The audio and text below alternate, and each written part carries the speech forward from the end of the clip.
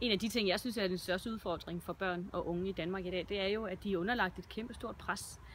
De skal have høje karakterer i skolen. Vi presser dem for, at de skal vælge, hvad kan man sige, deres erhvervsuddannelse og deres livsvej meget tidligt, i en meget tidlig alder, hvor jeg tror, at børn og unge overhovedet ikke er klar til at træffe så afgørende valg.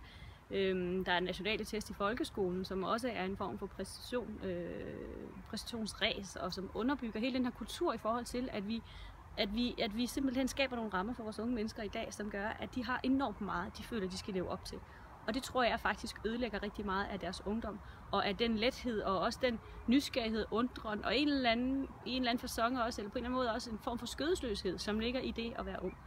Og for at vi ligesom kan komme tilbage til det, så kunne jeg rigtig godt tænke mig, at vi politisk faktisk giver slip på nogle af alle de der krav, vi har til de unge. Ikke forstået som, vi ikke skal stille krav, men det skal ikke være sådan nogle krav, der siger, at du skal have en høj karakter, eller du skal performe på en bestemt måde. Jeg vil meget hellere udfordre de unge på at blive nysgerrige på det, de synes er spændende, og så gå de veje, som de synes, at de faktisk finder noget motivation for at gå. Så vi skal simpelthen have gjort op med alle de der karakterkrav, vi skal have fjernet de nationale test fra folkeskolen, og vi skal i det hele taget have et uddannelsessystem, som i langt højere grad bruger formativ, kvalitativ evaluering og feedback til eleverne, frem for de her meget fastlåste karakterstrukturer.